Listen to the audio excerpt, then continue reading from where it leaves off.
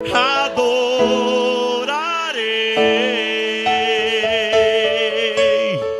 somente a ti, somente a ti, Jesus. Salamachai Rabaclai, somente a ti, Jesus,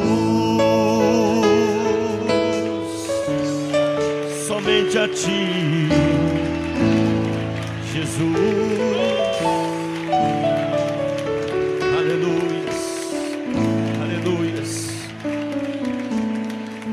Glória a Deus. Queridos, aproveitando que os irmãos estão em pé, abram suas Bíblias no livro de 2 Timóteo, capítulo 3, versículo 1. Louvado seja o nome do Senhor. 2 Timóteo, capítulo 3, versículo 1. Quem é de Deus, diga glória a Deus. Livro de 2 Timóteo, capítulo 3, versículo 1. Louvado seja o nome do Senhor. Diz assim a palavra do Senhor: sabes, porém, isto: nos últimos dias sobrevirão tempos trabalhosos. Algumas versões dizem tempos difíceis. Amém? Levante as suas mãos, as suas Bíblias para os céus. Feche os seus olhos. Senhor, venha falar conosco, ó Deus. Mais do que o Senhor já tem falado, Senhor, continue falando conosco. Nós precisamos ouvir a Tua voz mais e mais, ó Deus, pois a Tua palavra é lâmpada para os nossos pés e luz para os nossos caminhos. Venha falar, ó Deus, o que precisamos ouvir e não o que queremos ouvir, ó Deus. Senhor, ajude-nos, capacita-nos, ó Deus. Senhor, que o Teu Espírito tenha livre fluir em nosso meio, Senhor. Arabachai, clama nabastoa, lamanai. Amihasto de face, miclai, rabachai, lamanoa, arabachai. Bendito é o Teu nome, exaltado é o Teu nome. Fala, Senhor. Fala, Senhor, nós te rogamos, suplicamos, pedimos, em nome de Jesus Cristo, em nome de Jesus Cristo, em nome de Jesus Cristo. Amém. Tome assento, amados, eleitos, escolhidos. Desocupem as suas mãos e, se os senhores e as senhoras sentirem, dê uma salva de palma bem forte para Jesus.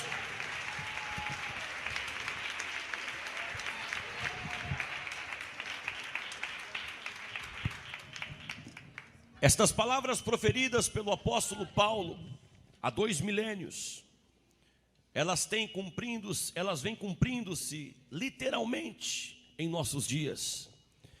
É inquestionável que a igreja de Jesus Cristo está passando por tempos verdadeiramente difíceis.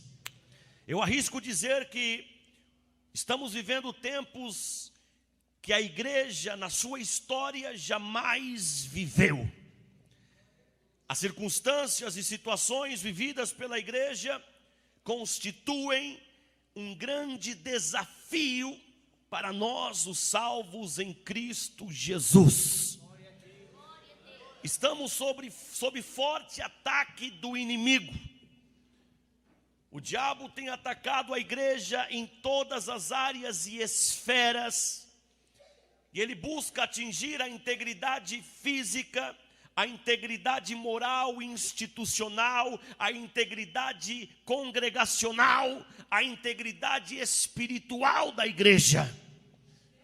Nós vemos em países hostis ao evangelho, como países que compõem a região geográfica denominada pela missiologia como janela 10x40, a investida forte contra os cristãos.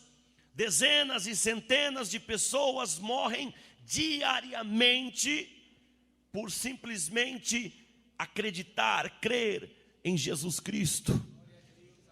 E estas investidas de Satanás, entre outras coisas mais, elas estão sendo sistematicamente preparadas e executadas a fim de que nós retrocedamos, que nós deixemos de avançar. Estamos vivendo tempos difíceis. No Ocidente, não temos registro de violência, não, mas de igual modo estamos sob forte ataque do inimigo. Estamos sob forte ataque da mídia, da sociedade, das autoridades. A igreja de Jesus Cristo está vivendo tempos difíceis. Estão querendo exterminar a fé pura e verdadeira, estão querendo amedrontar os cristãos, estão querendo com que projetos missionários deixem de avançar, estão querendo impedir que o projeto de expansão do reino de Deus sobre a terra deixe de avançar e entrar em lugares onde ainda não é ouvido falar do evangelho de Jesus. Os problemas enfrentados hoje, tempos difíceis, eles se resumem a fatores externos e internos. Os fatores externos é a sociedade como um todo, inversão total de valores. O certo hoje parece ser o errado. Questões como o homossexualismo. Se você se posicionar contra a conduta homossexual hoje em dia para a sociedade, você pode ser rotulado como homofóbico. Se você é casal heterossexual, você e a sua esposa, experimente andar na Avenida Paulista à noite, você vai se sentir discriminado por estar junto com uma mulher ou uma mulher junto com um homem. Ou seja, o certo parece que está errado. Inversão total de valores. Inversão total de valores. Os preceitos morais, éticos, doutrinários estabelecidos por Deus está sob forte ataque da mídia, da sociedade, do sistema. A igreja de Jesus está sendo perseguida. Estamos vivendo também questões do certo e do errado em relação à honestidade, em falar a verdade. Hoje em dia, falar a verdade, você passa a ser tonto, passa a ser idiota, passa a ser uma pessoa desprovida de inteligência. Hoje em dia, ser honesto é um bônus. As pessoas bonificam a honestidade. Patrões dizem, olha, aquele funcionário merece receber um bônus porque ele tem um plus. Ele é honesto, como se honestidade fosse apenas um adjetivo a ser taxado em uma pessoa, como se isso não tivesse que fazer parte do caráter das pessoas. Inversão total de valores. Filhos não respeitam os seus pais. Nas escolas, os professores apanham dos alunos. Eu sou da época, não sou tão velho assim, tenho 40 anos de idade, mas na minha época, quando a professora entrava na classe de aula, todos levantávamos, ficávamos de pé, para que a professora entrasse e dizíamos, bom dia, professora. Hoje em dia a professora quer dar aula, ela tem que implorar a atenção dos alunos, e se for um pouco mais enfática, ela pode ser agredida pelos alunos. O errado parece estar sendo certo.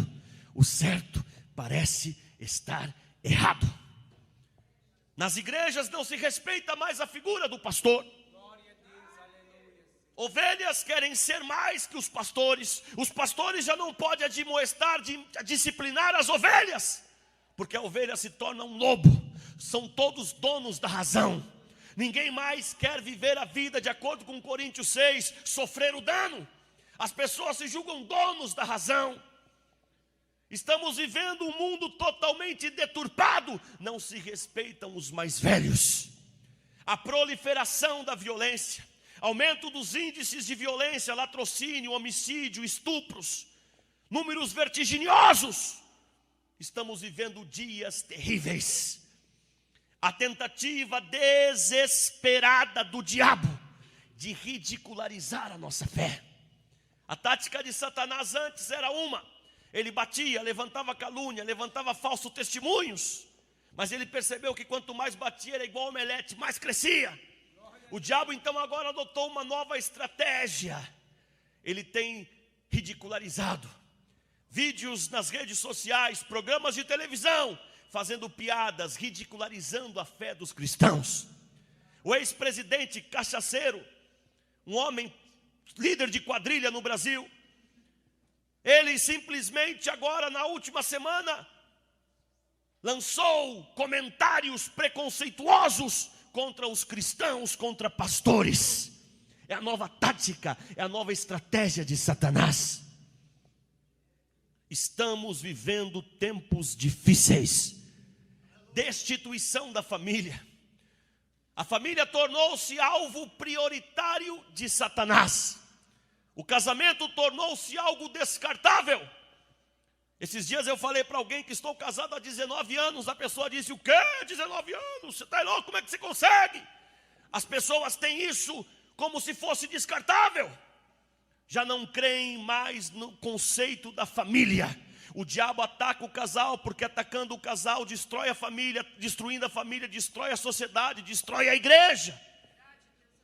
Estamos vivendo tempos difíceis. Como se não bastasse uma tentativa sistemática e perseverante para a institucionalização da iniquidade em nossa nação. Estão querendo legalizar aborto, estão querendo legalizar prostituição, estão querendo legalizar drogas, e crentes apoiando partidos políticos que levantam esta bandeira. Vendem a defesa dos princípios da fé por prato de lentilha. Crentes guiados por bolsas cabresto, em detrimento à palavra de Deus. Ao invés de levantar a bandeira da defesa da fé, vendem a sua fé, a defesa da fé, por prato de lentilha. Estamos vivendo tempos difíceis.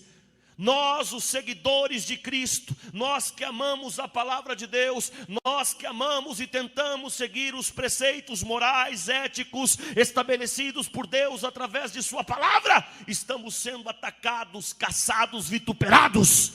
Mas graças a Deus por isso, porque a palavra diz: bem-aventurados sois quando passardes por estas coisas. Estamos passando por tempos difíceis, mas uma coisa é certa: nós não podemos esmorecer, não podemos retroceder, não podemos voltar atrás. Aleluias. Como se não bastasse esses fatores que classificam como externos, fatores que estão acontecendo no mundo,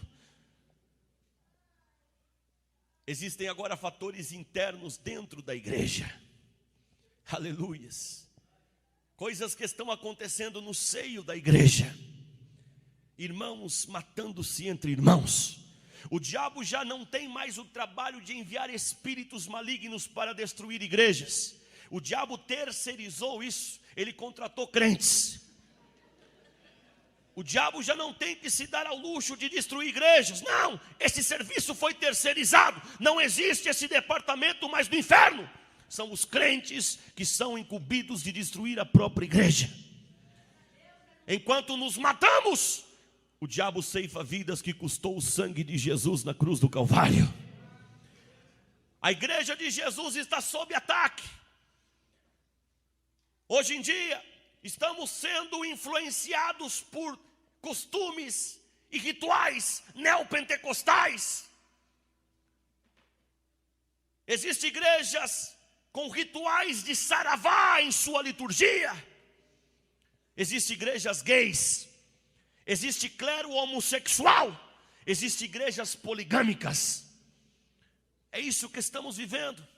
Ou seja, como se não bastasse todos os fatores externos que temos que lidar, agora dentro da igreja estamos lidando com todas estas coisas. A igreja está vivendo tempos difíceis, tempos trabalhosos. Estes problemas também eram enfrentados pela igreja primitiva. Problemas enfrentados também pelos primeiros cristãos. Como, por exemplo, a tentativa de alguns da época de harmonizar a interpretação bíblica com toda a filosofia grega. O enxerto da filosofia, da psicologia, né? Dentro das nossas doutrinas. Isso tudo estamos vivendo também em nossos dias.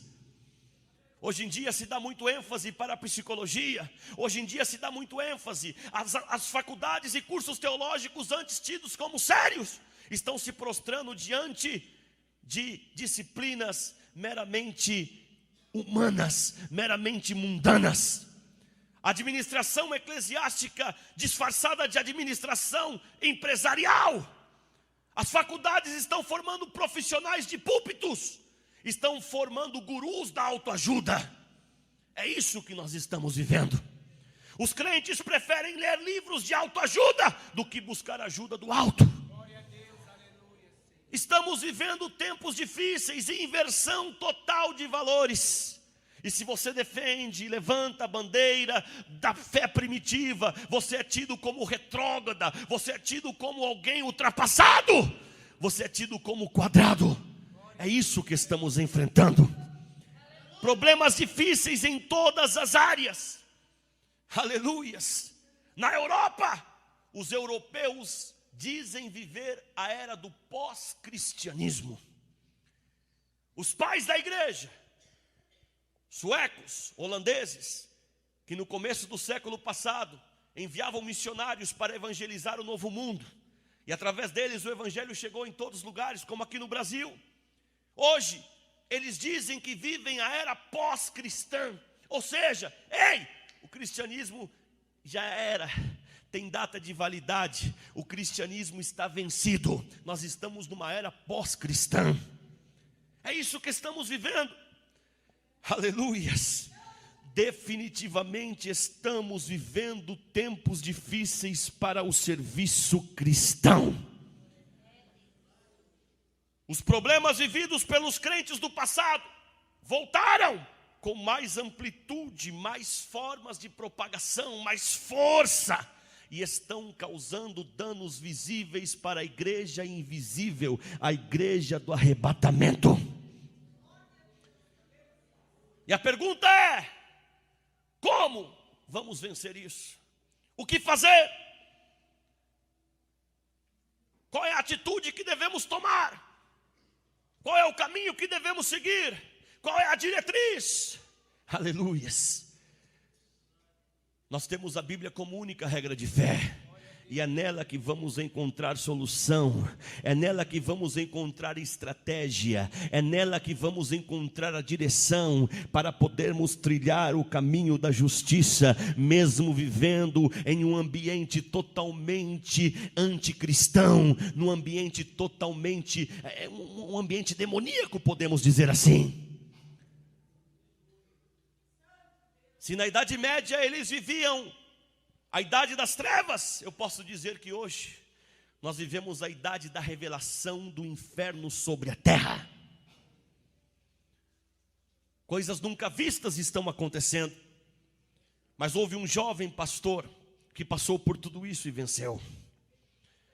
Guardadas as proporções, a igreja e Timóteo viveram dias mais ou menos iguais, parecidos. E ele venceu tudo isso.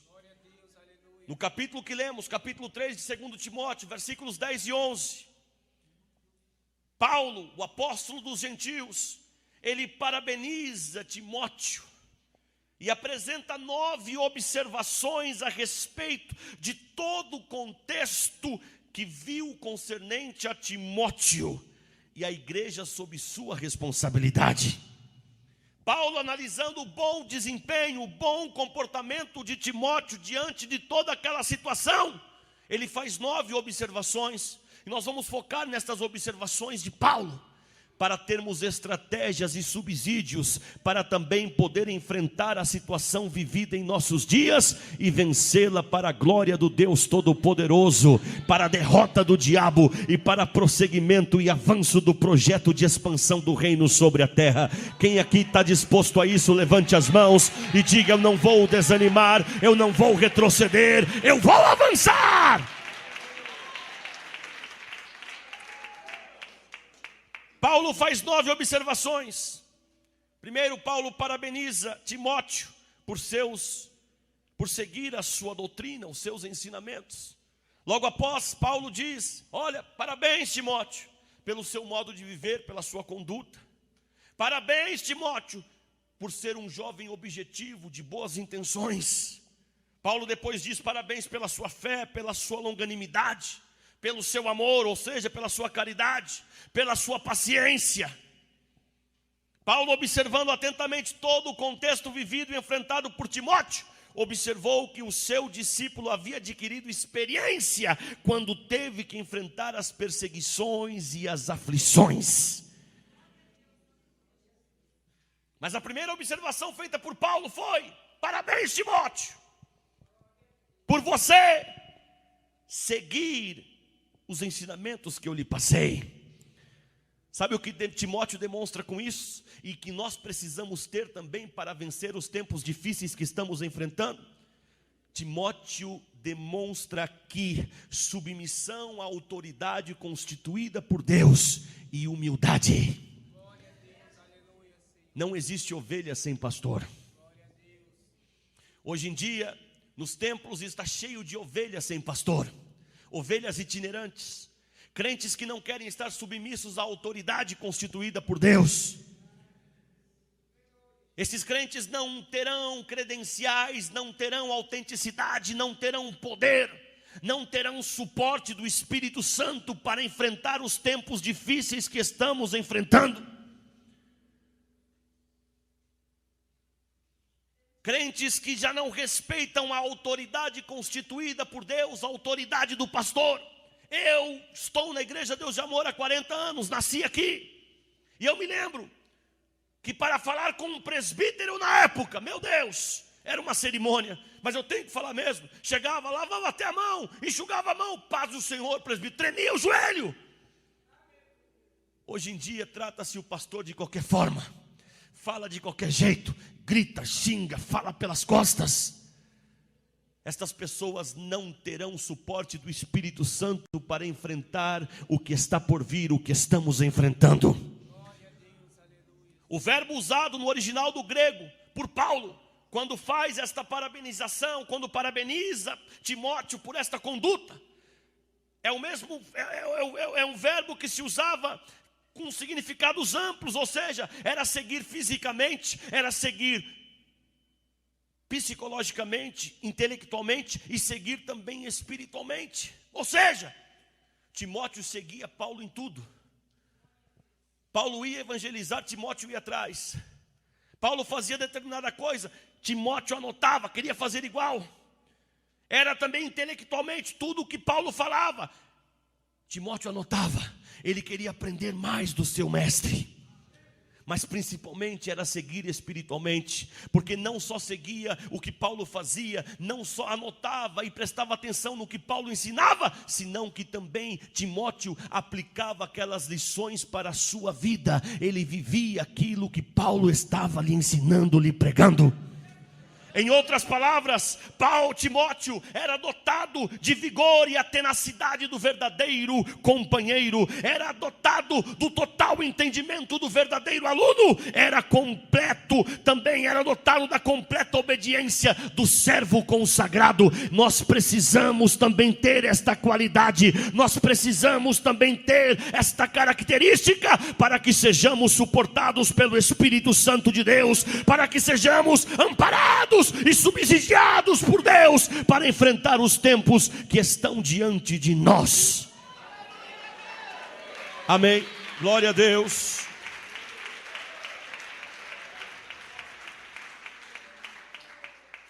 Para exercermos o chamado de forma legítima, digna e frutífera, precisamos fazer o mesmo que Timóteo fez.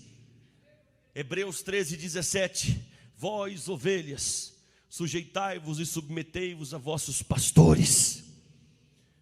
Nós temos que prestar atenção nisso. Ovelha sem pastor é o animal mais insensato que existe. Ovelha sem pastor não encontra água para beber. Ovelha sem pastor não encontra comida para comer. Ovelha sem pastor, ela vira besta, ela vira presa fácil das bestas do mato, enfim. Ovelha sem pastor, ela cai no abismo, quebra o pescoço e morre. Nós temos que entender este conceito. Nós temos que entender melhor Romanos 13, o estar debaixo de autoridade. Quando entendemos este conceito, este princípio bíblico, aí então teremos esta característica que tinha Timóteo. E assim como Timóteo venceu aqueles desafios, nós também, para a glória de Deus, venceremos os desafios do presente século. E o nome do Todo-Poderoso será glorificado e exaltado através de nossas vidas. Mas Paulo faz uma segunda observação. Paulo parabeniza Timóteo pelo seu modo de vida, pela sua conduta. A tarefa do verdadeiro cristão não consiste apenas em comunicar a verdade. Consiste mais do que comunicar, viver a verdade que se comunica. Timóteo certamente não era como o padre Frederico. Faz o que eu falo, mas não faço o que eu faço. Ele vivia o que pregava. Se queremos vencer os desafios do presente século, temos que viver o que pregamos. Temos que viver o que ensinamos. Não basta ser crente nominal. O diabo não tem medo do seu título. O diabo não tem medo do seu conhecimento. O diabo não tem medo do diploma teológico que você tem. O diabo não tem medo da sua pós-graduação. O diabo não tem medo do seu doutorado. O diabo não tem medo de todos os livros que você tem na estante da sua casa. O diabo tem medo daquele que tem o seu nome nos céus, escrito no livro da vida. Aquele que é lavado, comprado, remido, resgatado pelo sangue do Senhor, dos senhores, do Rei dos Reis, o Senhor Jesus Cristo. Rabacai, rabachou, alamanai. Aleluias. Aleluias. Uma grama de ação vale mais do que uma tonelada de teoria. Temos que viver o que pregamos. Aleluias. Paulo dizia: sede meus imitadores. Ei, pode me seguir. Mas por que, Paulo? Porque eu sou imitador de Cristo. Aleluias. Aleluias. A Bíblia diz que somos luz. Temos que ser referencial. O mundo em trevas precisa enxergar em nós um referencial de conduta. Nós temos que refletir a glória de Deus em nossas vidas. A Bíblia nos compara a embaixadores. Aleluias.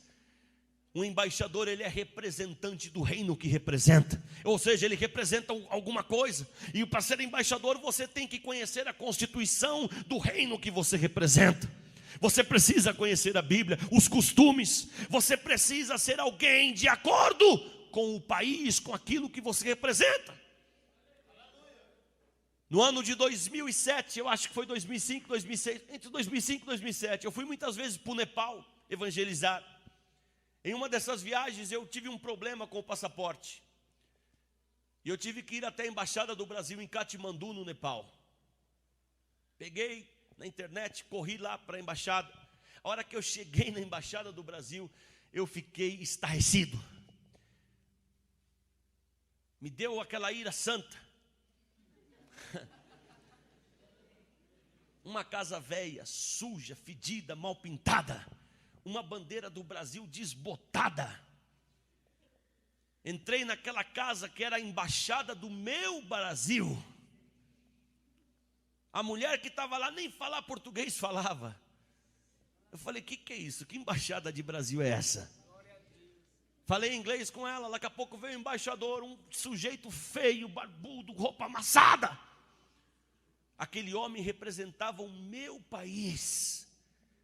Eu fiquei envergonhado.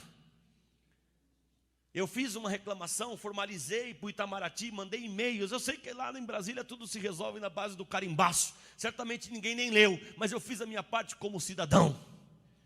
Porque aquele cidadão, aquela embaixada não tinha nada a ver com a beleza do meu país. Eu estava sendo mal representado em Katmandu. Assim Deus se sente com muitos cristãos.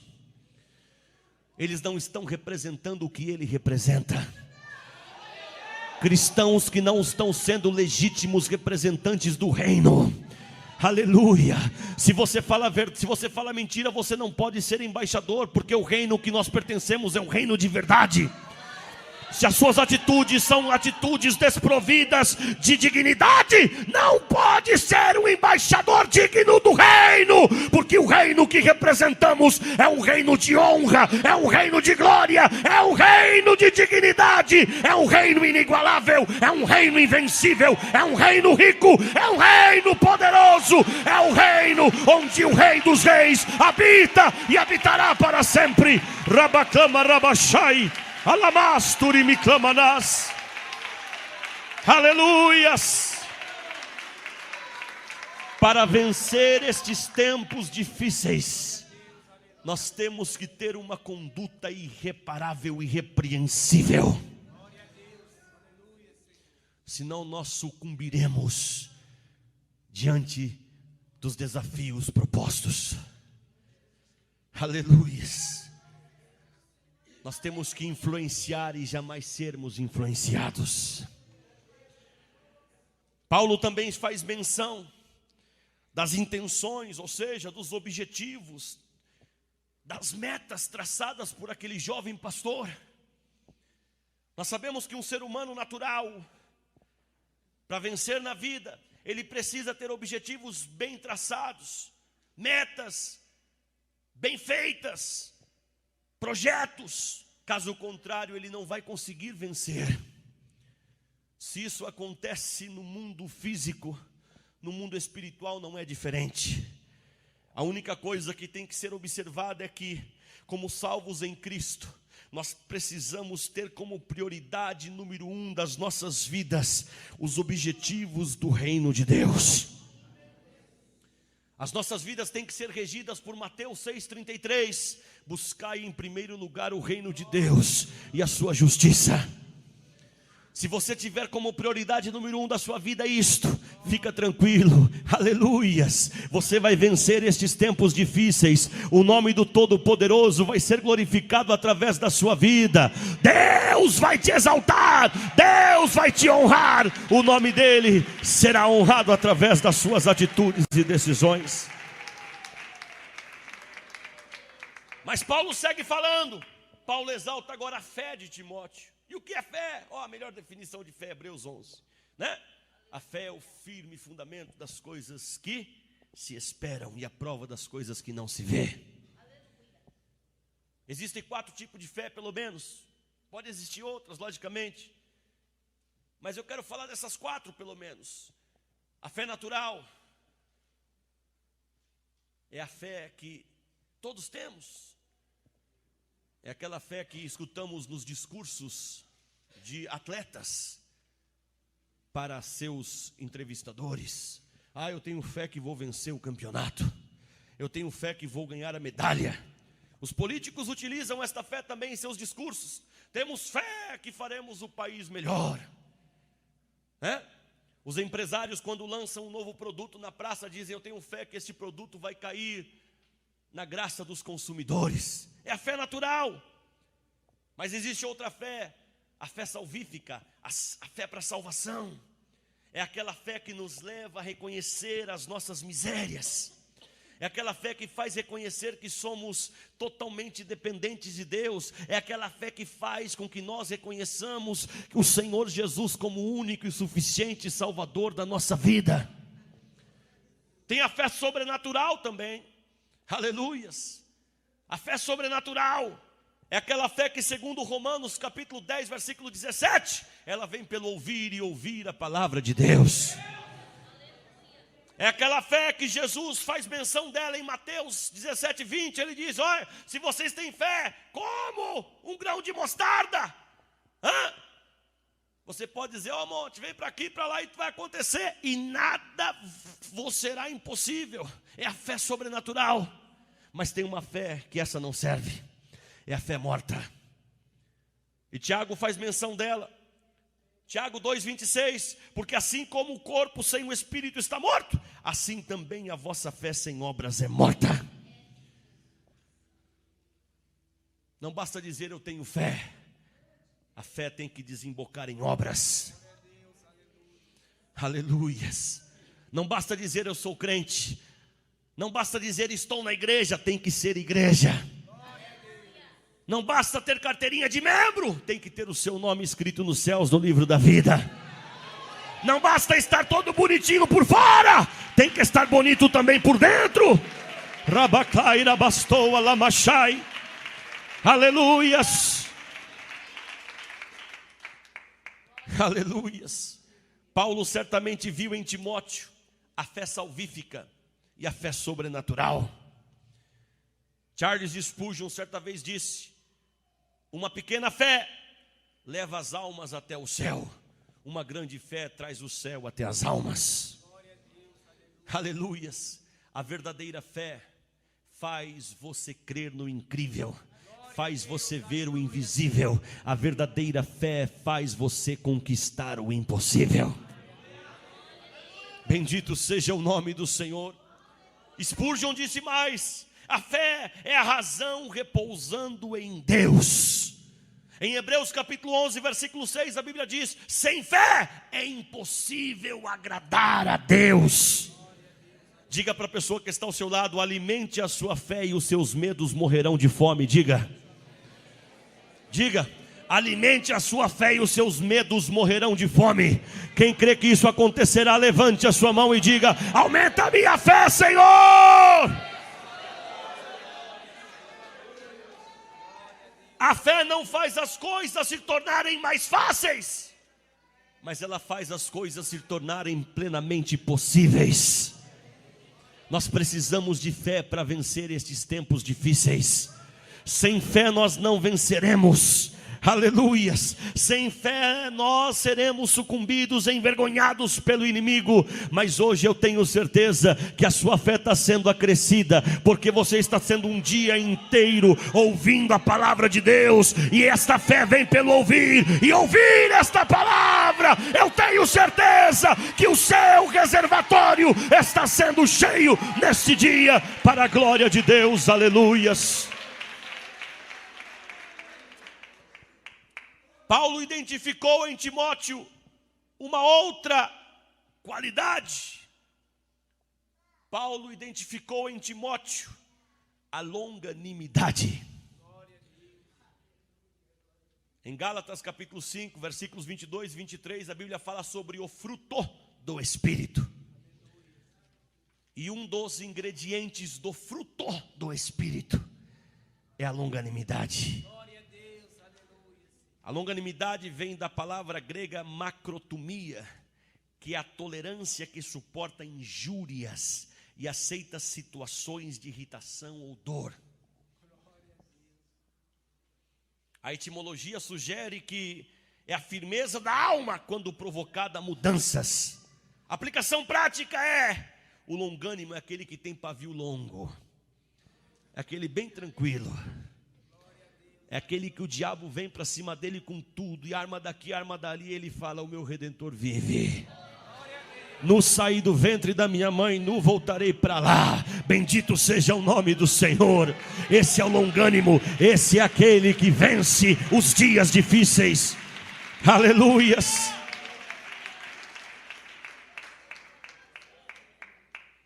Lá em Tiago capítulo 1, versículos 19 e 20, a Bíblia diz: ser tardio no falar, pronto para ouvir e tardio em irar-se. Esse é o longânimo. É aquele que ele conhece o Deus que ele serve. Lá em Reis, quando Ben-Hadad mandou a carta lá para o rei Jorão, né? Estou mandando o Naamã aí para ser curado por ti, Jorão. Ben-Hadad não sabia que não era Jorão que curava, não tinha más intenções, né? Mas Jorão, que pode ser chamado de chorão, crente precipitado, que não conhece o Deus que serve, entrou em desespero. Agora pronto, vai invadir, vai matar todo mundo, vai meu pescoço, meus filhos. Aleluias. Mas tinha alguém naquele reino que tinha longanimidade. Ele estava tranquilo, conhecia o Deus que ele servia. Chamava-se Eliseu. Eliseu disse: manda para cá que eles vão conhecer que tem profeta em Israel. Aleluias. O crente precisa ser longânimo, o crente não pode ser precipitado em palavras, em atitudes. Ele tem que ser moderado, ele tem que estar sempre no tempo de Deus, no tempo do Espírito Santo. Ele não pode se precipitar, estourar, falar o que não deve. Aleluias. Ele tem que ter o bom tempero do Espírito Santo, o equilíbrio que provém do alto. Estes são os longânimos, estes são aqueles que vencem os tempos difíceis. Eu preciso de longanimidade, você precisa de longanimidade, nós precisamos de longanimidade. Mas Paulo identifica outra qualidade em Timóteo, e essa está nos museus das igrejas, é o amor. Já não vemos o amor vivido de forma prática como antes via-se. Quando alguém quer ver amor dentro da igreja, vai até o museu, porque já não tem entre os crentes. Virou objeto de museu, virou objeto de contemplação do passado. Parece brincadeira, mas infelizmente não é brincadeira. O amor cristão é uma arma que destrói fortalezas e provoca mudanças. Na situação que vivemos, no contexto em que se encontra a igreja de Cristo, esta prática teria, preste atenção, teria grandes influências, traria grandes mudanças. Aleluias. O amor cristão, ele é desprovido de interesses próprios. Ele busca sempre a bênção do outro. Se você quer vencer estes tempos, você precisa exercer o amor de Deus na sua vida. Quando Paulo descreve sobre isso em 1 Coríntios 13, sob a influência do Espírito Santo, aleluias, Paulo diz: tudo pode, tudo crê, tudo suporta, tudo espera, não acaba, não se porta com escândalo, é paciente, não se alegra com a injustiça, mas com a verdade. E quando ele afirma que o amor é mais importante que os dons, isso deveria nos impulsionar a amar mais e mais aos outros. Mas não, os crentes fazem campanha de vigília nos montes e eles querem ficar cheios dos dons. No outro dia chega rouco na igreja: ô pastor, tudo bem? Passei a noite no monte buscando dom. Eu estou buscando dom disso, dom daquilo. E o amor? Cadê o amor? Não, pastor, o amor deixa para lá, o amor não é comigo não. Aleluias. Glória a Deus. Lamentavelmente é o que vemos em nossos dias, a falta de amor. Irmãos matando-se, né? Coisas horríveis acontecendo dentro da igreja, tudo porque não há mais amor. Martin Luther King disse: nós aprendemos a voar como os pássaros, aprendemos a nadar como os peixes, mas ainda não aprendemos a conviver como irmãos, porque falta amor. Aleluias. Está faltando amor dentro das igrejas. Nós não suportamos mais a debilidade dos fracos, como nos ensina Romanos 15. Não perdoamos mais aquele que nos ofende, como nos ensina Colossenses 3:13. Nós já não pagamos o mal com o bem, como nos ensina Tessalonicenses 5:15. Por quê? Porque está faltando o amor. E quando alguém diz que é amor, muitas das vezes está confundindo o amor cristão com sentimento, com emoção. Nós não entendemos que o amor cristão não é um mero sentimento, senão um mandamento. João capítulo 15, versículo 17: isto vos mando, que vós ameis uns aos outros. É mandamento, não é sentimento. Você tem que amar para que você vença os dias difíceis que estamos enfrentando. Diga à pessoa que está ao seu lado: amar não é opcional, é obrigatório. Diga. Mas eu estou falando de amor verdadeiro, hein? Não é amor fingido não. Não é amor fingido não. Aleluias. Martinho Lutero disse: assim como o fogo sempre produz calor e fumaça, também a fé sempre vem acompanhada do verdadeiro amor. Aleluias. Levante a sua mão e diga: derrama do teu amor sobre a minha vida, Senhor. Diga: derrama do teu amor sobre a minha vida, Senhor.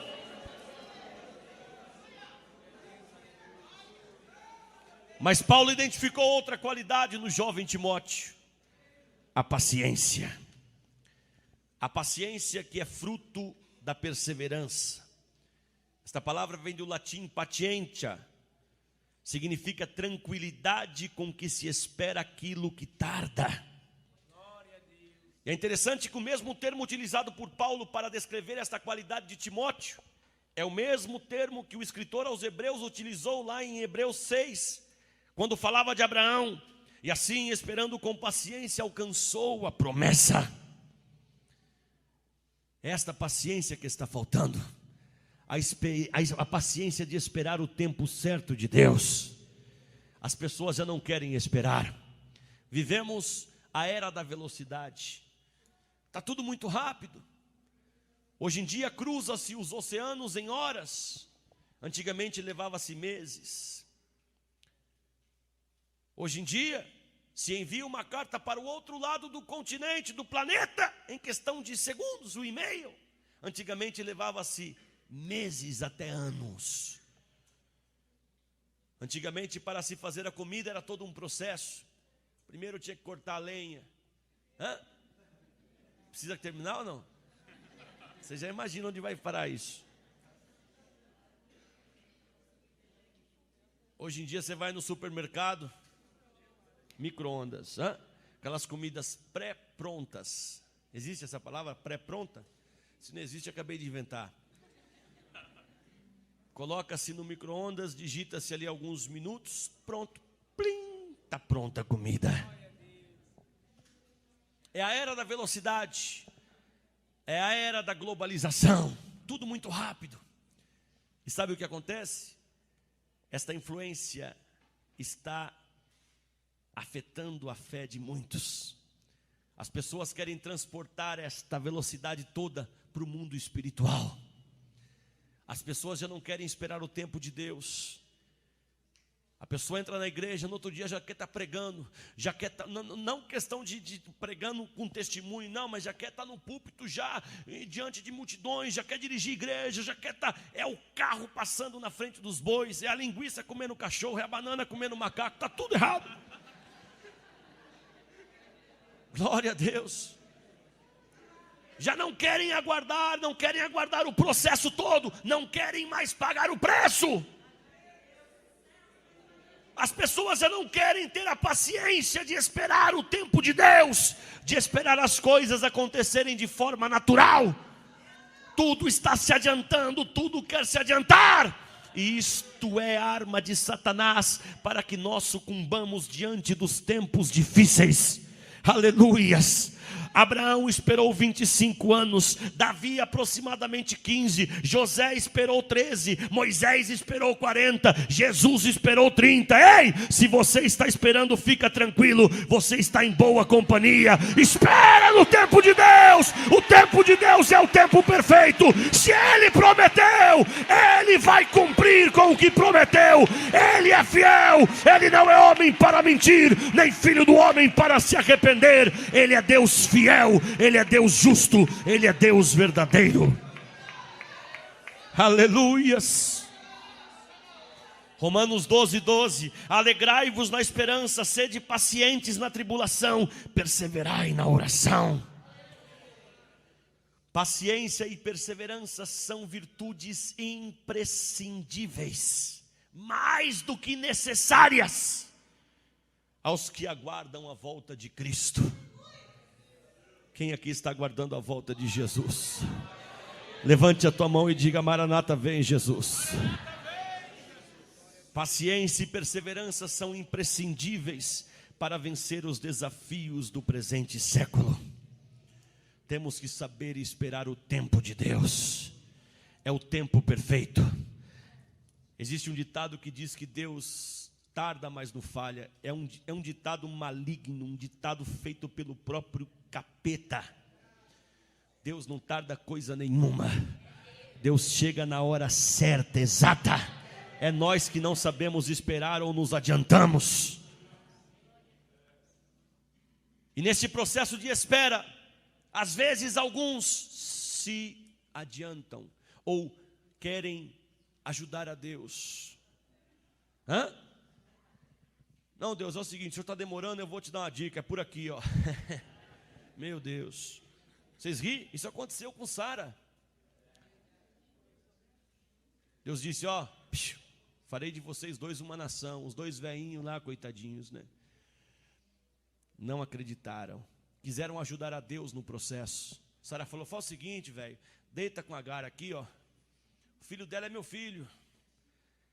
E a precipitação de Sara traz consequências até os dias de hoje.